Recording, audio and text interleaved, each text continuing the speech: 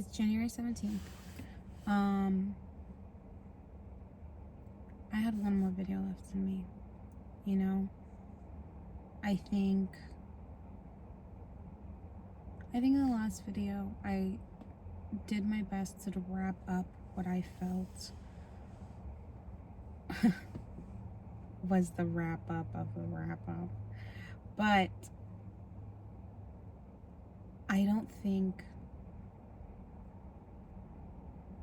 I think I did it because it was the time frame.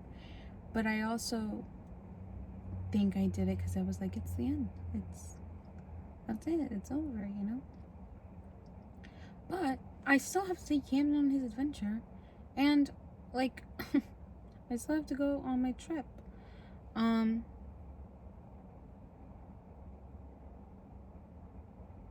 All while your girl's in a little bit of a blue episode. I'm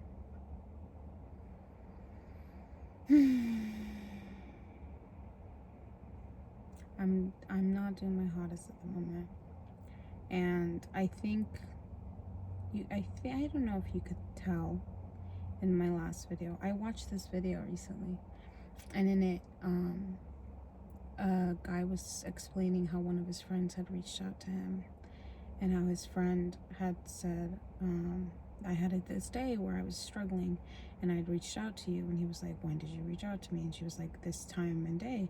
And he was like, all you said was this. How was I supposed to portray that you were experiencing something and needed me from just this message?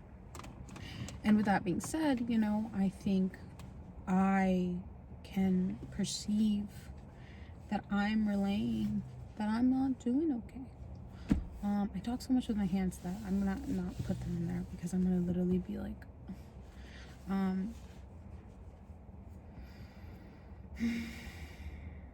so I wanted to come back on here and I wanted to clarify that at the moment I'm a little bit blue. I think the season's definitely taken its swing at me, and I think, you know,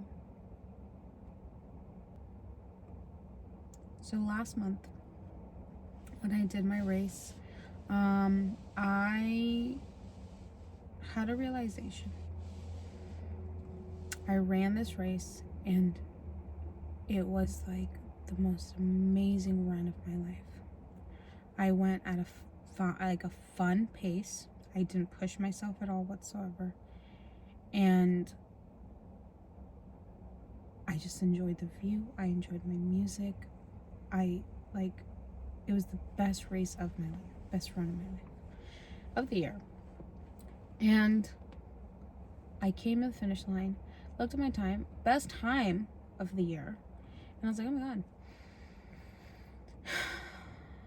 And I finished, and I looked back at every single run I'd done leading up to this, and I was like, all year I've been running or walking. It has felt like a chore. It has felt like, now I'm gonna be dramatic, I love walking and running, but it felt like I was doing it out of necessity. I need to do this to help my mental health. I need to do this to make myself feel better. I need to do this because it makes me happy, so I need to do it so that it makes me happy, because it does make me happy here, in turn making me happy, as opposed to, I like doing this, it makes me happy, I'm gonna do it because it makes me happy. And in realizing that,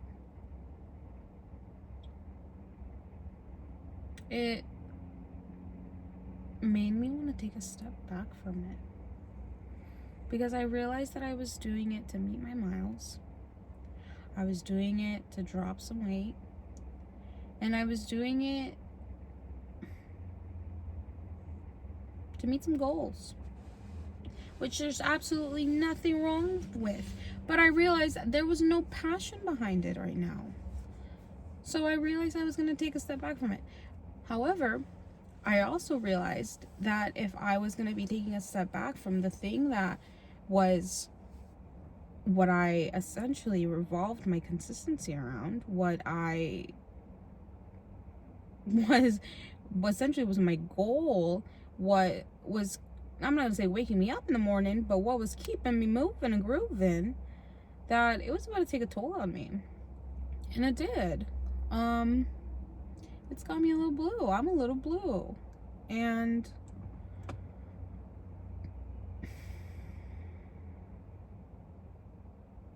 in talking with both my therapist and my psychiatrist, I told them that I want to try to handle this the way that I feel I know how to. And that's a Cam venture. Yes, it is. Yes, it is. When I was 21 years old, I was homeless. And I had a job. I had a car. I had consistent income. Like, I was doing fine. I just didn't have a, like, home. I was dating someone too. I was doing fine. I'd gone out to lunch with my dad one day, and he was like, there is this yard that had a sign that said, "Puppies, do you want to go?" And I was like, why would you say that to me? That was the worst decision you could have ever made. And so we went, and I said I would not be leaving that place without a puppy. And 7 years later, I did not leave that place without a puppy. I was 21 years old, and I made the dumbest decision of my life. Choosing to attach a beautiful little helpless 75 pound, he's not 75 pound, he's like 60 something pounds, 65 pound, slobbery, handsome, bulb handsome, pure muscle, cuddly, beautiful boy of a boxer, purebred boxer of a decision. And it was the best decision of my life. It was the dumbest and best decision of my life. I was homeless, and then I got this little dude, and I remember, I think it was like maybe a month before, I was like, yeah, this isn't gonna work. I was like, he's growing too fast, and we aren't all gonna fit in here. We gotta get a place. And literally, we got a place. He inspired me for us to get an apartment. See, I was making enough money that we could afford an apartment. We just at this point had no motivation to. Not that we had no motivation to. We just,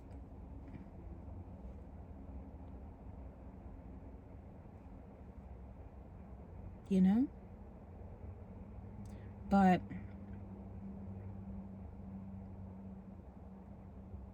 he motivated the heck out of me, dude. I saw that little face, and I was like, you deserve a place, dude. Dr. Seuss back at it again.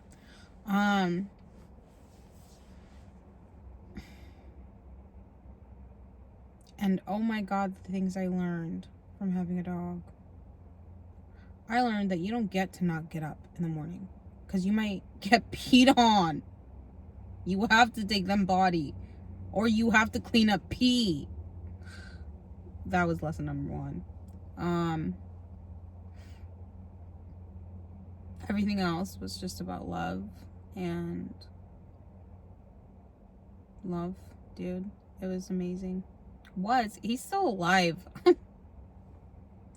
I have been in I've been having a crisis these past couple days, because I keep thinking about Camden's age, and and thinking about Camden's age, it made me think about my psychotic breakdown and the fact that he experienced me psychotic for 3 months just for me to come out of it and to feel like I could feel no love at all whatsoever, to give for about 2 years. Because for 2 years after my psychotic breakdown, I felt like I couldn't experience nothing, like more than a small percentage of emotions. I couldn't experience anything to a clarity. Everything was blurred out.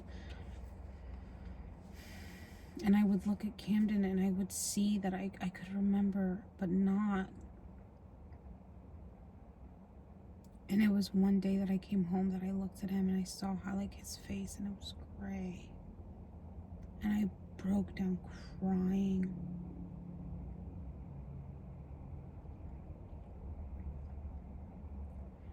Because it was not that long ago that I remember him not being gray. Because I swear I blinked and I was like 25. And the next thing I knew, I was 28. And it was 4. And now he's 7. But you know what we're doing today? Even though I've got the blues and Camden's got the grays, we are gonna go to a little farm. I rented us out a little. I thought it'd be so cute, a little cabin in the farm in the towards the mountains. He's gonna have so much fun. I invited my dad. I thought we could all go and just enjoy it. It's a little vacation for us. I've been going a little hard at it lately, and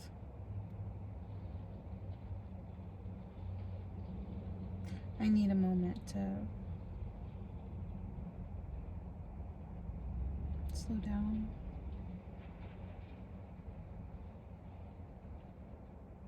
And you know what? Camden taught me so much about responsibilities and about, like, life.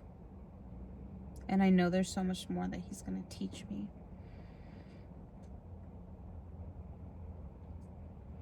But there's so much he's done for me. And I just want to show, you know, monetarily, how much I love him. Okay, I'll check back in later. It's the end of the night.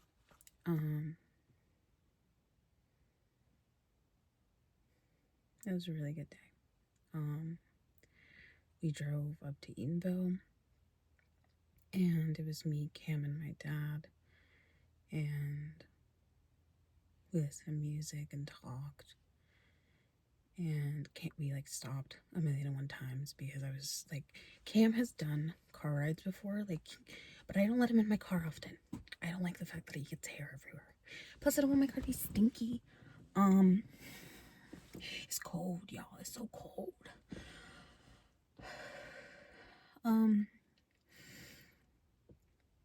We like lit a fire. We got some takeout food. We like were outside for a while. We like watched TV. It really was just to like get away.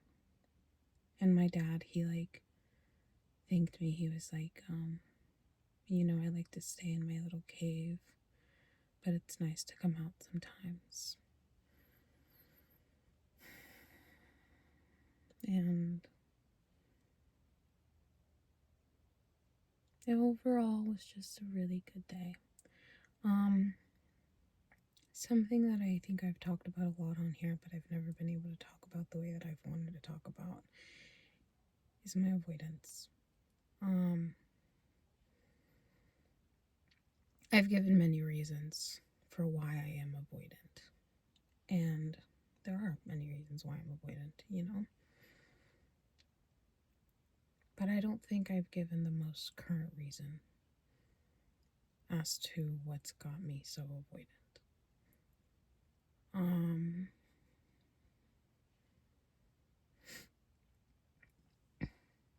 I don't know any other way to explain it other than my breakdown, as detached from reality as I was the most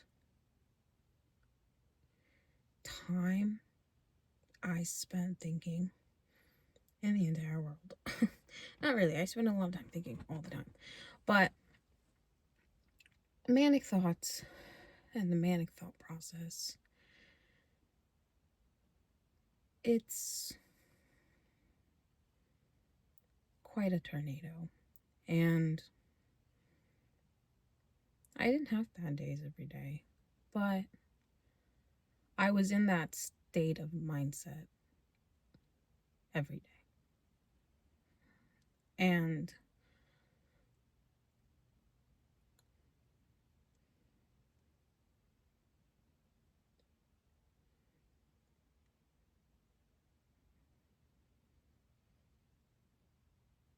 when I finally looked in the mirror and saw everything that had happened, it was shocking, and it was like I couldn't accept that it was me who I was looking at in the mirror.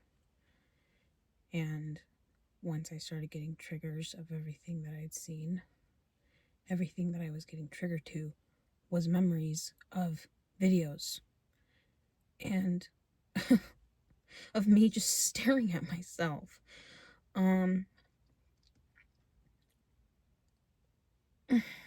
What's new?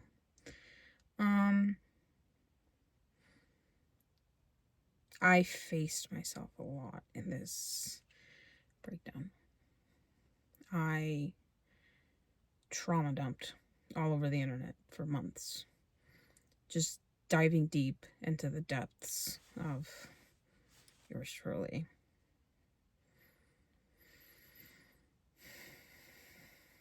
And afterwards, it was like I'd gotten too much me.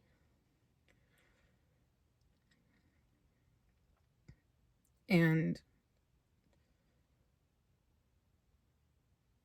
it was like thinking hurt. I didn't trust myself to think. I didn't want to think things that weren't real. And I didn't want to think about the things that had happened or the things that I hadn't yet to acknowledge had happened that were outside of my knowledge. I didn't want to think about what I didn't want to think about the mess. I didn't want to think about anything. And I went into a 5-month depressive episode. I blacked out. And coming to, every ounce of me craves to black out constantly. Every second. All I want to do is lay down and close my eyes and not exist. And in this world, you can't do that. You literally can't. Your body can't exist with you choosing not to exist. Like, that's not a thing. That's not a thing you're allowed to want.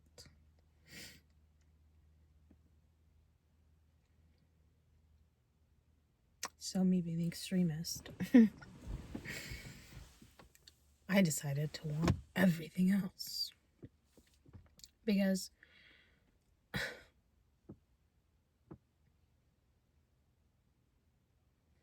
there are things that are worth being here for, you know?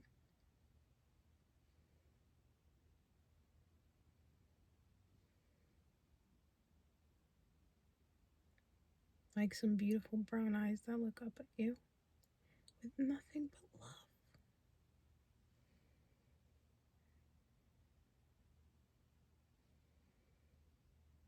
Or a loving father who held you up when you physically couldn't.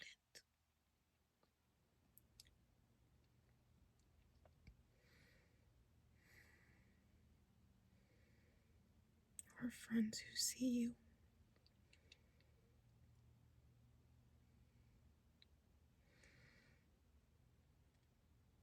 I don't know.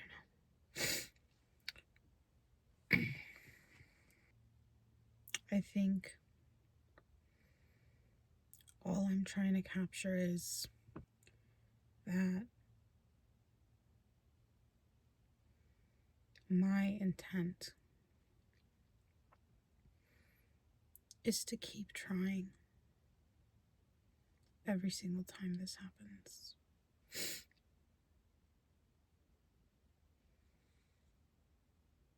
That's it. I think that if I can give next year as much heart and effort as I did this year, it's going to be a really good year. And if I can do even just a little bit more, it's going to be a phenomenal year. I've come a very long way.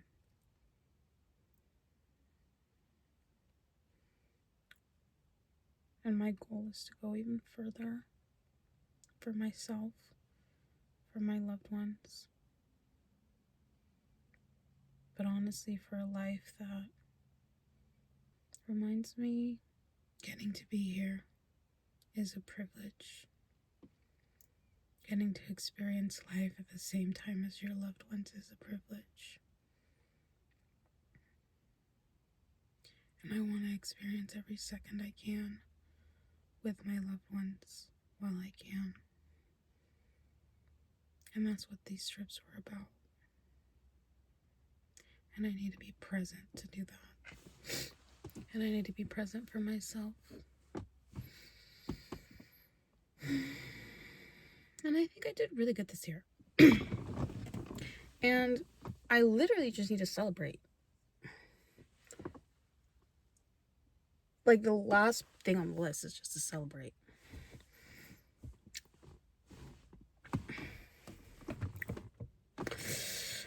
Ooh, girl, she just have to celebrate.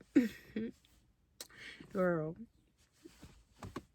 she just has to celebrate.